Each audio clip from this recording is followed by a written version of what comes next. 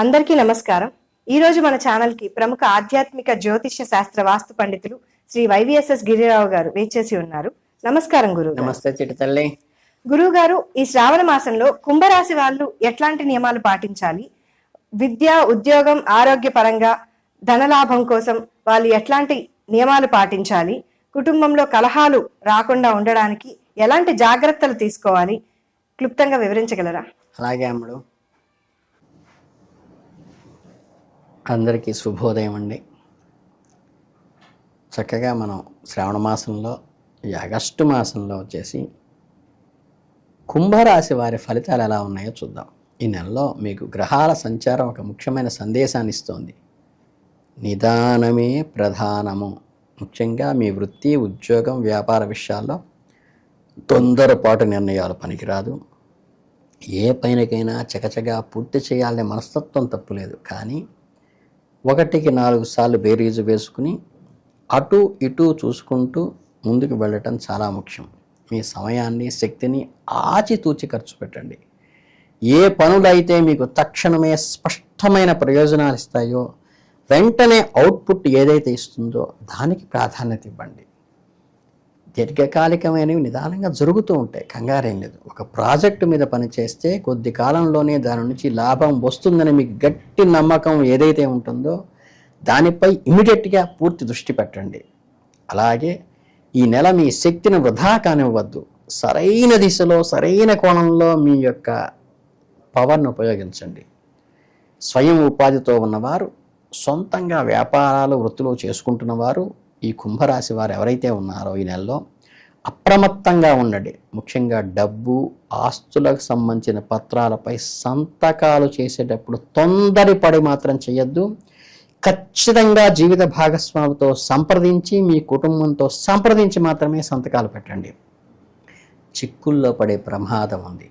వీలైతే కొత్త అగ్రిమెంట్లకి అవాయిడ్ చేయండి. అలాగే నిపుణుల సలహా తీసుకోవడంతో మీరు కొంతవరకు సమయాన్ని పొందుతారు. వారి సలహా తీసుకోకుండా ముందుకు వెళ్ళొద్దు. మీ వ్యాపారంలో వ్యూహాత్మకమైన భాగస్వాములను ఏర్పరచుకోవడానికి ఒక అద్భుతమైన సమయం. అంటే వ్యాపారాన్ని ఉపయోగపడే కొత్త వ్యక్తులతో, సంస్థలతో సంబంధాలు పెంచుకోవటము, పొత్తులు పెట్టుకోవటం మంచిదే. అగ్రిమెంట్ సంతకం పెట్టేటప్పుడు మాత్రం ఒక్కసారి పరిశీలించుకుని సంతకం పెట్టండి. అలాగే మీ ఈ స్నేహ బీజాలు రేపు మహావృక్షాలై ఎదిగి మీకు అండగా నిలుస్తాయి, నిజమే. కానీ ఒక్కసారి ఆచితూచి వ్యవహరించండి. ఉద్యోగం చేస్తున్న కుంభరాశి వారికి గ్రహాలు ఒక ముఖ్యమైన సూచన ఇస్తున్నాయి. ఈ నెలలో మీరు చేసే ప్రతి పని చోట రెట్టింపుగా పనిచేయవలసిన ఎఫర్ట్ పెట్టాల్సి వస్తుంది. సవాళ్లను, కఠినమైన పరిస్థితులను ఎదుర్కోవలసి వస్తుంది.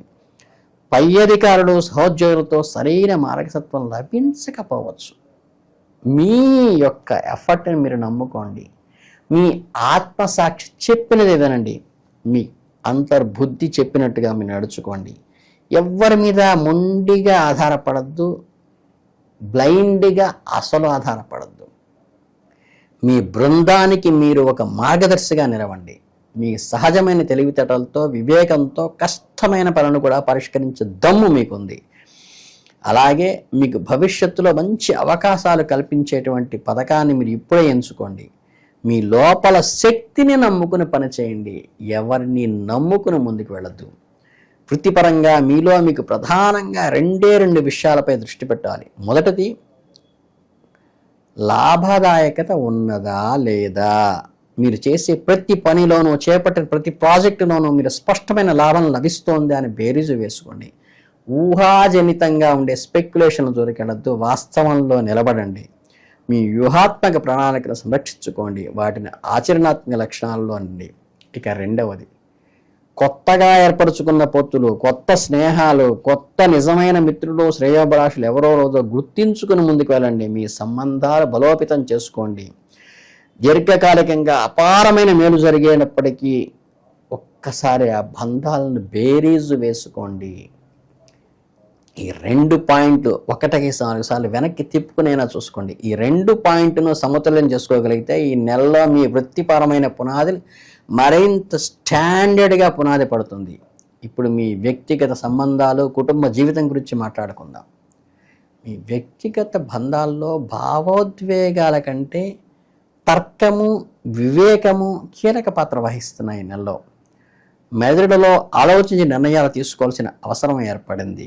కొన్నిసార్లు కేవలం భావోద్వేగాలకు ఆధారపడకుండా ఎమోషనల్గా బ్లాక్మెయిల్ కాకండి. ఎవరికేను అందరితో సంతోషాన్ని దృష్టిలో ఉంచుకొని ఏది ఆచరణ సాధ్యమో, ఏది ప్రాక్టికల్ ఇంప్లిమెంటేషన్కి పాజిటివ్గా ఉంటుందో మీ హృదయం ఒకటి చెప్తున్న వాస్తవిక పరిస్థితులను అంచనా వేసుకుని అడుగు వేయండి.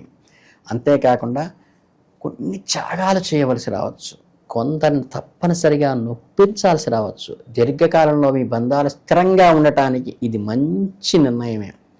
కుటుంబంలో ఆస్తి తగాదా వచ్చినప్పుడు కేవలం మీ వాటా గురించి ఆలోచించకుండా అందరికీ ఆమోదయోగ్యంగా ఉందా, అందరూ బెనిఫిట్ అవుతున్నారా, అందరికీ ఒరిజినల్గా ప్రాక్టికల్గా ఒక థర్డ్ పర్సన్గా ఆలోచించే నిర్ణయం తీసుకుంటే మీ యొక్క గౌరవ మర్యాదలు పెరుగుతాయి. ఇతరుల గురించి ఆలోచించకుండా కేవలం తమ వ్యక్తిగత సంతృప్తి, సుఖం మాత్రమే లక్ష్యంగా పెట్టుకోవడం చాలా తప్పు. ఈ దారిలో పెడితే మీరు తక్షణమే ఆనందం, సంతృప్తి లభించవచ్చు, కానీ దీనివల్ల దీర్ఘకాలికమైన పరిణామాలు కూడా మీరు ఎదుర్కోవాల్సిన వస్తుంది. నడిచే నడవడిక ఎప్పటికీ శాశ్వత ఆనందాలను మిగిర్చేదిగా, అర్థమైనదిగా, ప్రేమపూర్వకమైనదిగా, సంయమనం పాటించేదిగా, 10 మందికి మేలు చేసేదిగా ఉండాలి. ఏదైనా నిర్ణయం తీసుకునే ముందు దానివల్ల కలిగే స్వల్పకాలిక ప్రయోజనాల కంటే దీర్ఘకాలికమైన నష్టాలను బెరుజు వేసుకోండి. ఈ నెల మీ సహనము, మీ వివేకము పరీక్షకు గురవుతాయి. ఈ పరీక్షలో నెగ్గితే మీరు మంచి వ్యక్తిగా నిలబడతారు. మొత్తం మీద ఈ కుంభరాశి వారికి శ్రావణ మాసం అంతా కూడా సహనాన్ని, ఆలోచనాత్మక నిర్ణయాలను కోరుతోంది. స్పష్టమైన లాభదాయకమైన పనులను ప్రాధాన్యతనివ్వండి. వ్యూహాత్మకమైన పొత్తులు నిర్ణయించుకోండి. అంతర్దృష్టిని నమ్మండి. వ్యక్తిగత జీవితంలో కష్టమైనా సరే అందరికీ మంచి కోసమే ప్రయత్నించండి. నైపుణ్యాన్ని సమతుల్యంగా బ్యాలెన్స్డ్గా ముందుకు వెళ్ళండి. మీ స్కిల్స్ని భవిష్యత్తులో విజయాలకు గాఢమైన ప్రగతిని, సంతృప్తిని, బలమైన పునాదిని వేసుకోండి. ఓవరాల్గా చూస్తే ఏంటంటే శ్రావణ మాసంలో ఇక చిన్న చిన్న పరిహారాలు చూసుకుంటే మీకు కొన్ని కీలకమైనటువంటి పరిహారాలు ఇప్పుడు చెబుతాను. ఈ హనుమత్ మంగళాష్టకం అనేది ఉంది. అది చక్కగా ప్రతి మంగళవారము కూడా చదువుకోండి.